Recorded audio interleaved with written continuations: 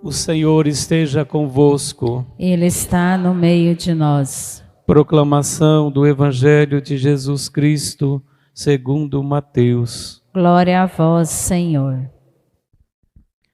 Naquele tempo, Jesus foi à região de Cesareia de Filipe e ali perguntou aos seus discípulos: Quem dizem os homens ser o Filho do Homem?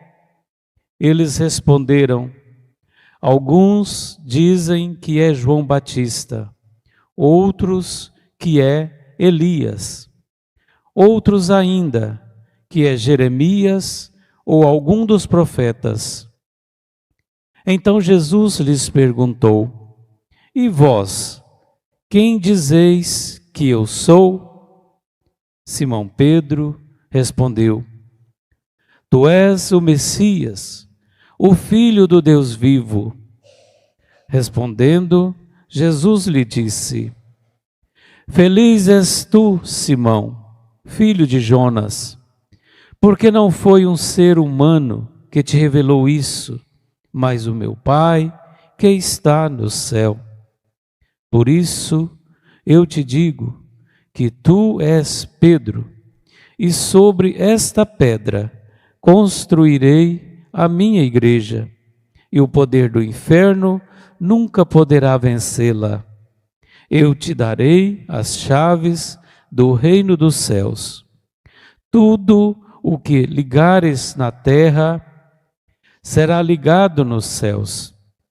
Tudo o que desligares na terra será desligado nos céus. Palavra da salvação. Glória a vós, Senhor.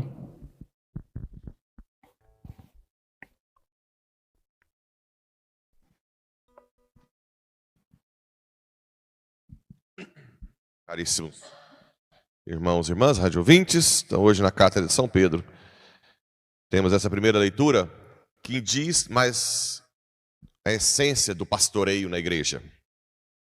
Muito importante. Todas as vezes que a gente tem uma festa de pastores, a gente lê essa leitura, que diz o seguinte: exorta os presbíteros que estão entre vós, nós padres, mas bispos, mas também o pastoreio que os leigos participam dos presbíteros. Eu, testemunha dos sofrimentos de Cristo e participante da glória, sede pastores do rebanho de Deus confiado a vós. Cuidai dele, não por coação, mas de coração generoso. Primeiro, o pastoreio não deve ser autoritarismo.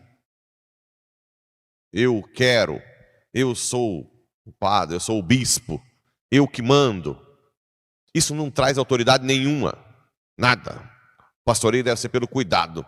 Quanto mais o pastor cuida, serve, mais ele recebe a autoridade naturalmente, né?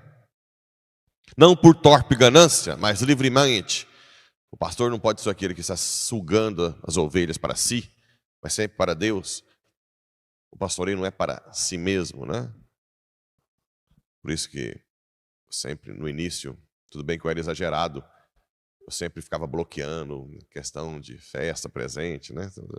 Hoje eu estou vendo que não é, mas talvez por um medo das coisas se tornarem um pouco como um perigo, né? De querer usar o pastoreio para si. Acabei que eu me bloqueei muito. E agora estão fazendo a última quebrada de queixo minha, preparando aí, né? Coisa que eu nunca fui muito adepto. Mas tudo bem, existe também uma certa temperança nisso, né? Talvez eu fui muito exagerado quando eu cheguei, todo mundo ficava até com medo de dar presente, né? Mas também existe o outro lado. Existe o outro lado que também muitas vezes é nutrido por leigos, né? Se vocês virem presbíteros, os pastores que estão sugando para si, vocês mesmos também têm que moderar, né? Não por torpe ganância, não como dominadores daqueles que vos foram confiados, mas antes como modelo do rebanho. Também as ovelhas não suportam ver um pastor que obriga, mas não faz, né? fala, mas não quer servir, não quer. Isso irrita as ovelhas, né? Isso deixa as ovelhas, assim como também é uma das acusações que as pessoas que não estão convertidas falam da gente. É batata. Aqueles que não gostam de igreja falam a mesma coisa. O que eles falam? Aquele povinho que está na igreja, mas que na vida não está com nada, e por isso que eu não aguento a igreja. Não é assim que você ouve? Vê aquele povinho que fica levantando a mão e louvando ao Senhor, e depois é terrível, péssimo, maltrata os outros, desonesto, adúltero. É o que a gente ouve. Não tem qualidade. Então eu prefiro ficar em casa. Eles falam assim. Prefiro ficar em casa. Tudo bem que existe uma ignorância enorme por trás dessa fala, né? Enorme. Porque realmente nós não estamos prontos. Aqui a igreja é um hospital espiritual que nós estamos a caminho. Mas um pouquinho de verdade tem. Um pouquinho de verdade tem. Existem pessoas que não querem mudar de vida mesmo participando da igreja por muitos anos. Não querem ser mais dóceis, não querem mudar, não querem ser mais honestas, mais fiéis no casamento, mais amorosos em casa, amorosos no trabalho, patrões ou funcionário que não quer trabalhar direito, e depois está há muitos anos na igreja. Isso é verdade. Então é hora de nós repensarmos um pouco sobre isso. Assim como quando apareceu o pastor supremo, recebereis a coroa permanente da glória. Se obedecermos isso, né? Mas não é só o padre, existe o pastoreio dos leigos que participam na paróquia. Os coordenadores, aqueles que estão ali na frente, e também devem ter isso em mente. Né? Não sou ninguém falou. É muito comum em alguns lugares. Aqui eu tento não deixar isso acontecer, né? Mas, por exemplo, se tem alguém que é responsável da liturgia, aí de repente precisa de última hora colocar a vela, tá? Aí chega a pessoa depois e diz: quem colocou sem falar comigo, né? Como assim? Agradece, fala: quem foi a pessoa que fez aquilo que eu deveria ter feito e não fez, que eu quero agradecer, dá um abraço, dá um beijo, né? Não é encher o saco. Isso é insuportável. Quem fez isso sem falar comigo? Ou então eu vejo também nas pastorais, quando eu peço a alguém das pastorais a fazer algo, você já falou com o coordenador? O coordenador tem que servir, não é ficar pedindo bênção para bloquear as coisas. Se as coisas estão fluindo, ótimo, o coordenador tem que rezar, falar: Senhor, obrigado, está fluindo, né? Essa ideia de travar, de que tem que sei lá o quê. Pediu, o padre pediu. Ah, que bom, pediu, ótimo, então está resolvendo, né? Tem que tirar essa mentalidade centralizadora. Isso não é o pastoreio que Deus quer. As coisas têm que ser resolvidas, ponto. E se for alguém que nem é da pastoral, desculpa a palavra, que se dane. Ele resolveu o problema, acabou. Ah, mas ele nem é da pastoral. E daí? Resolveu. Obrigado. Como é que você chama? João, eu vou fazer um bolo para você. Nós não resolvemos, você resolveu para nós. O foco é o serviço. O foco é o serviço. Nós temos que tirar essa mentalidade medíocre, né, da cabeça. Nós temos que ter algo resolvido. Resolvido. Né? Não é... Por que não falou comigo? Né? Aqui, claro, existe um mínimo, tem que pelo menos avisar para ter uma certa ordem também, né? Em certos aspectos. Não é também que vai virar uma anarquia, né? Mas existem coisas que devem ser resolvidas para aquele momento, rapidamente, pronto, né? Pronto. Então resolve e acabou. Existem coisas que devem ser discutidas rapidamente. Fala com a gente. Se a gente repassar a bola, vocês resolvem. O importante é que a igreja flua bem. Né? Esse salmo belíssimo, que também serve nos momentos de dificuldade e aflição: o Senhor é o pastor que me conduz, não me falta coisa alguma. É difícil, em algumas situações, ter a certeza disso, né? Às vezes são provações que passam por muito tempo. Pelos prados e campinas verdejantes, Ele me leva a descansar. Isso na alma. É Deus que nos leva a descansar, mesmo com a tribulação de fora, interiormente. A nos descansarmos, né? Para águas repousantes, Ele me encaminha e restaura as minhas forças. Ele me guia para o caminho mais seguro, pela honra do seu nome. Um salmo belíssimo quando a gente está passando por dificuldade. E no Evangelho, nós temos essa pergunta de Jesus: quem dizem que sou eu? Quem sou eu? Alguns padres dizem que é diferente conhecer de reconhecer. Reconhecer quando você tem uma intimidade, né? Todo mundo conhecia Jesus, todo mundo via o que ele fazia, mas Jesus queria saber a sua intimidade. Quem sou eu? E é Pedro que diz: tu és o Messias, filho de Deus vivo. E Jesus fala: não foi o ser humano que te revelou, mas o meu Pai que está no céu. Então, a primeira coisa, para reconhecer Jesus, tem que ter uma vida sobrenatural de oração. Senão, vocês podem até aceitar Jesus, mas um Jesus que é político, revolucionário. É engraçado ver esse povo que não é de igreja falar que Jesus é um cara sábio.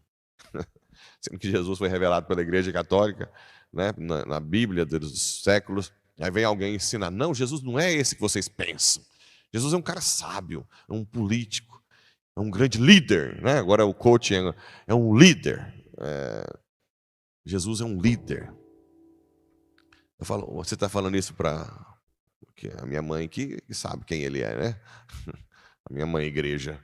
Você está explicando isso para... Eu vou falar para a mãe: seu filho é isso. Não, eu sei quem é meu filho, né? A igreja revela. E aqui, uma das partes da revelação é essa: que foi meu Pai que está nos céus que te deu essa sabedoria.